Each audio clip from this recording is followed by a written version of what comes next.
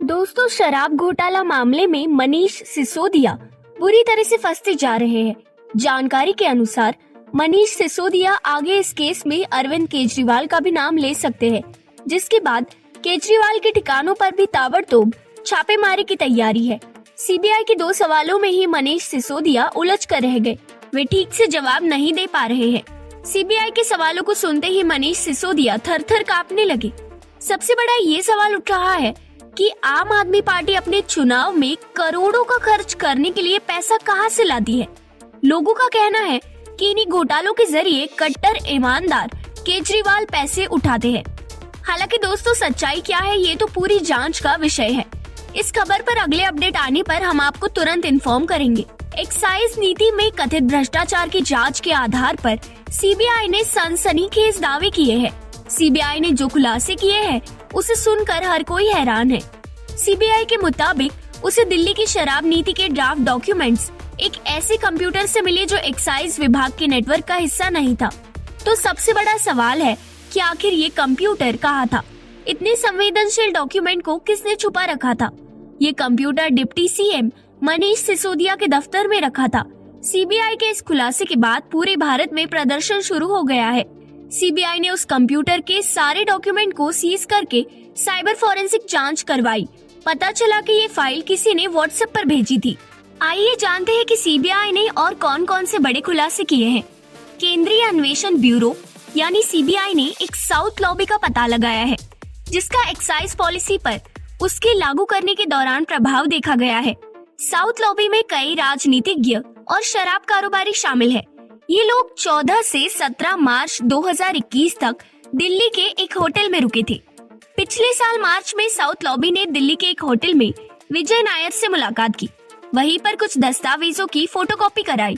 यहीं से पूरे घोटाले का प्रक्रिया का शिलान्यास किया गया। 18 मार्च 2022 को सिसोदिया ने अपने सेक्रेटरी को कुछ दस्तावेज सौंपे, जिसमें एक्साइज पॉलिसी को लेकर ग्रुप ऑफ मिनिस्टर्स की सिफारिशें थी।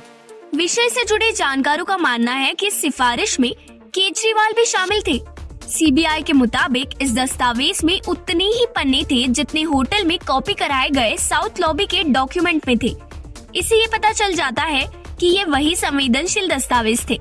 ज्यादा टर्नओवर की शर्त से इतर इस ड्राफ्ट में होलसेलर्स के लिए 12% मुनाफा देने की बात थी।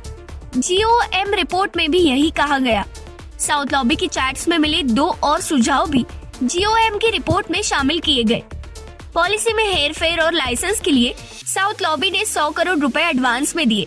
साउथ ग्रुप के कंट्रोल वाली शराब कंपनी एमएस इंडो स्पिरिट की होलसेल लाइसेंस वाली एप्लीकेशन पर आपत्तियां उठी। कंपनी ने फौरन ही दूसरी एप्लीकेशन डाल दी। सिसोदिया ने दूसरी एप्लीकेशन पर लाइसेंस जारी करने के निर्देश दे दिए, जबकि उन्हें ये पता नहीं होना चाहिए था कि कंपनी ने दोबारा आवेदन किया है। 19 अगस्त की छापेमारी में एक्साइज डिपार्टमेंट से एक डिजिटल डिवाइस सीज की गई। सीबीआई ने एक्साइज पॉलिसी के ड्राफ्ट को एक दूसरे सिस्टम तक ट्रेस किया, जो एक्साइज डिपार्टमेंट के नेटवर्क का हिस्सा नहीं था। सीबीआई ने 14 जनवरी 2023 को सिसोदिया के दफ्तर से वो कंप्यूटर जब्त किया। ज्यादातर फाइलें डिलीट की जा चुकी थी, लेकिन फॉरेंसिक टीम की मदद से पता चला ड्राफ्ट फाइल बाहर से आई थी। वो फाइल व्हाट्सएप पर भेजी गई थी। सीबीआई के बाद अब ईडी भी दिखेगा एक्शन में। इस मामले की पहली चार्जशीट सीबीआई ने पिछले साल नवंबर में दायर की। सीबीआई के अनुसार नई आबकारी नीति में एक्सपर्ट कमेटी की सिफारिशों को बदलकर जीओएम की सुझाई व्यवस्था लागू की गई।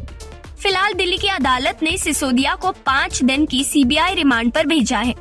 चर्चा है कि सिसोदिया की गिरफ्तारी के बाद अब प्रवर्तन निदेशालय भी अपना केस मजबूत करने को धरपकड़ तेज कर सकता है। दोस्तों, इस खबर पर हमारी नजर बनी हुई है।